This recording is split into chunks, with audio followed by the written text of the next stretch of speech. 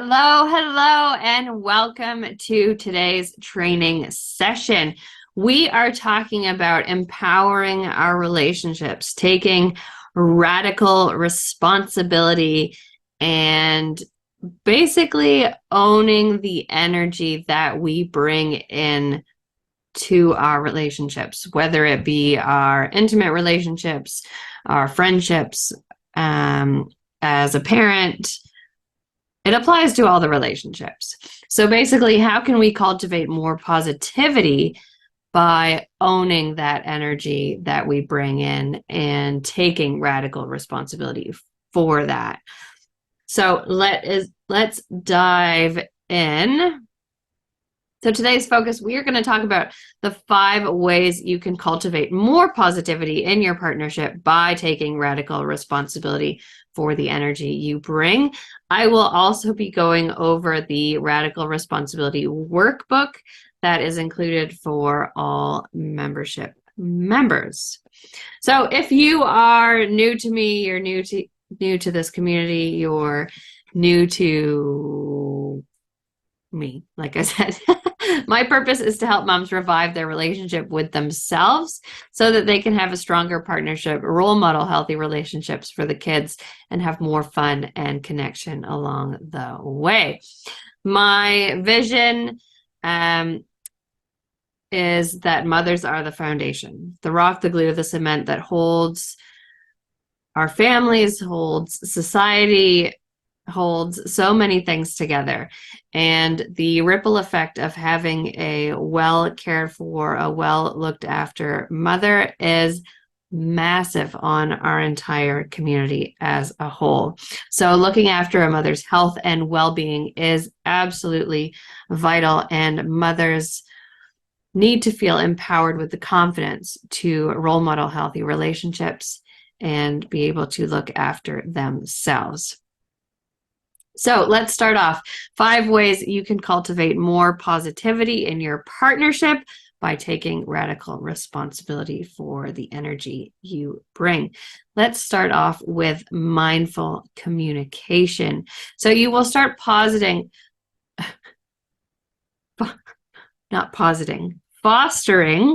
positive energy by being mindful of your words and your tone and how you approach certain situations. So choosing to communicate in a way that uplifts and supports rather than criticizing and pointing fingers. Taking responsibility for expressing yourself clearly, being kind, promoting a more harmonious, so a empathetic and understanding exchange of ideas.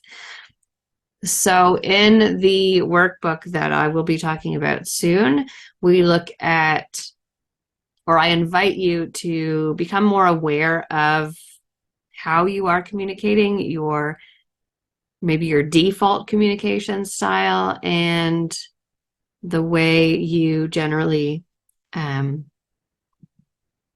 express yourself. And basically how we can be in a place where we are more mindful about the way that we communicate, the way that we express our needs, is to make sure that we are taking time for self-care. Because if we are not looking after ourselves, if we are feeling overwhelmed, if we don't get a break from the kids, and we are in a state of feeling very tense, that is when we tend to explode, particularly at the people that we love. And I say this from experience, and it still happens every now and again. But man, just the being aware of what you are doing is huge, because you can bring yourself back much more quickly. Okay, so self-reflection and accountability. Regularly assess your own mental state and your reactions. So how am I feeling today? What do I need to be doing differently so that I can be communicating in a way that I want to be communicating, feeling in a way that I want to feel, rather than constantly in a reactive state, responding to the circumstances around you, actually setting yourself up for success. Acknowledge and take accountability for any negative energy that you may be bringing in. Acknowledge that maybe this is not how you want to be feeling. I don't want to be reacting in this way, but I haven't set up these steps to make sure that you are in that good place. So reflecting on your own actions allows you to be, to address and improve your responses and the way that you respond in different situations. And it's so important to have that time for self-reflection and awareness.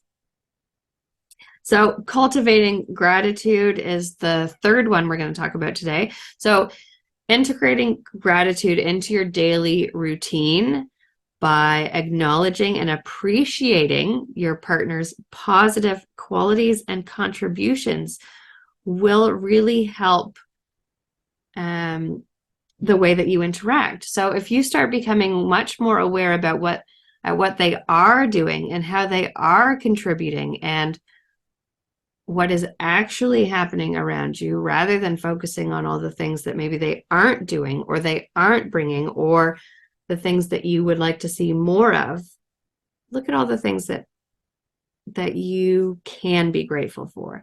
And you can start off by simply writing them down in a gratitude journal. It could just be a pad of paper that you've got. It could be on your phone, in your calendar, say. It could be in a notebook that you have found and you've had lying around for years, and you decide to just jot down a few things, okay? Focusing on the gratitude will shift your mindset to focusing on the good rather than the bad. And it is so easy, even if there is not a lot of bad, but the bad can become so overwhelming, so all-encompassing, that it's all you can see. So you need to be actually proactively looking for the good, because otherwise the bad will just come in and take over and steal all the happy away, which is just silly, our darn brains. So it will help encourage a more optimistic, happy approach within your partnership, because you are starting to focus on all the good rather than the bad. Number 4, emotional support. So pay attention to your partner's emotions. Provide support when they need it, because as you become more aware of what they need, they will start to reciprocate that and become more aware of what you need. Taking responsibility for the emotional energy you bring involves being understanding, empathetic, and encouraging to your partner as well. By fostering that kind of support and being a safe place for them to communicate is also really, really powerful, because oftentimes our partners do not want to say all the things to us because they worry about how we will react to it. We will get emotional. We will get defensive. The same thing applies when we try and approach something challenging with them, am I right? So they might want to talk about how they would like more sex, but they are afraid that you are going to respond, well, how am I supposed to want sex when you're constantly I don't know, not helping around the house when I have to do everything and then I'm tired, right? So do you see how that energy is a challenge? Whereas if you were in a place, well, okay, you want your partner to share with you. What's on their mind is that they would like to have more sex. They are worried that how you are going to reply, because you were likely to get defensive. And so what would happen if instead of reacting, you said, okay, I understand that maybe sex is more of a priority for you than it is for me.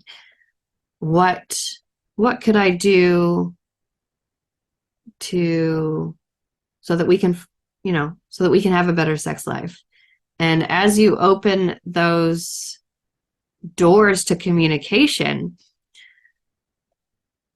and when he starts to feel like he won't be blamed or accused for saying what's on his mind, you will then feel like you can actually talk about stuff and keep reassuring him that you want to understand, that you want to be in a place where you don't react, and that it's okay, because the other thing that they don't want to say things because they don't want you to cry. My husband and I are like that all the time. He doesn't want me to get upset, but the way that I react to what he says really it doesn't have anything to do with what he's saying as such. It's an emotional reaction from myself. It doesn't mean that I don't want to talk about it. It doesn't mean that I'm going to be angry about it. It's just the way that I react as a person. And so the more that you are able to understand that about each other, the way easier it's going to be to have these kinds of open, honest conversations.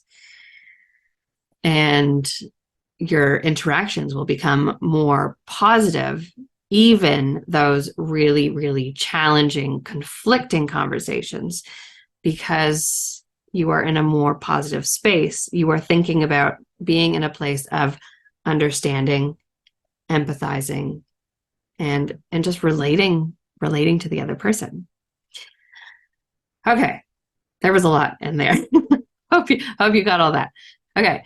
The next one, the final one today, is collaborative problem solving. So as you approach challenges as a team, working together to find solutions, avoid blaming the other person. And again, this is a process. If you've been easily blaming for a while, it'll be hard to shift that. And you might start taking the blame on yourself, but we're just looking for a balance, understanding, awareness, so you can grow and evolve together. So focus on being constructive and working out solutions together. So instead of being in a place where one person is right and the other person is wrong, you're like, okay, so we both feel differently about this. What mutual understanding, what solution can you come up together? And a big one for this particular would be parenting. So how many arguments have you had around parenting styles? And the reason you're having these arguments is because you both have grown up in you've had different experiences, you have different circumstances. Your parents did things differently. You grew up watching certain things.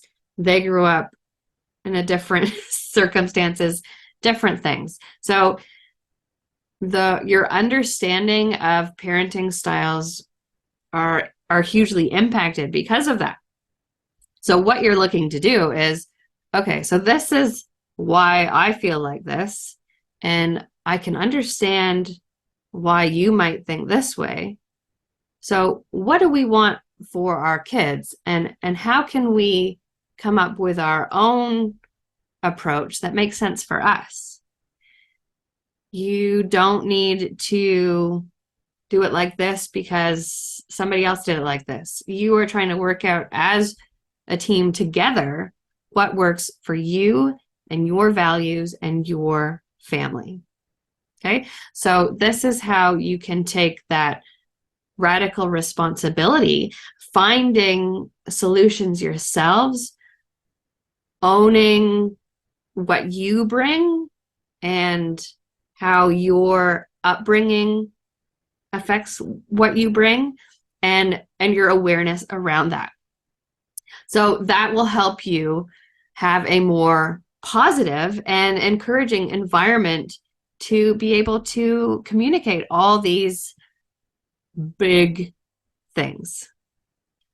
And that is it for today. Thank you for joining me for today's training. I hope that you found it helpful. Now, if you would like to learn the exact tools you need to revive your relationship with both yourself so that you can revive your partnership in the exact order that you need to learn them in, then you can join the waitlist for the Relationship Revival Academy by simply going to kirihoney.com/academy. All right. Thank you so much for joining me today. You take care. Bye-bye.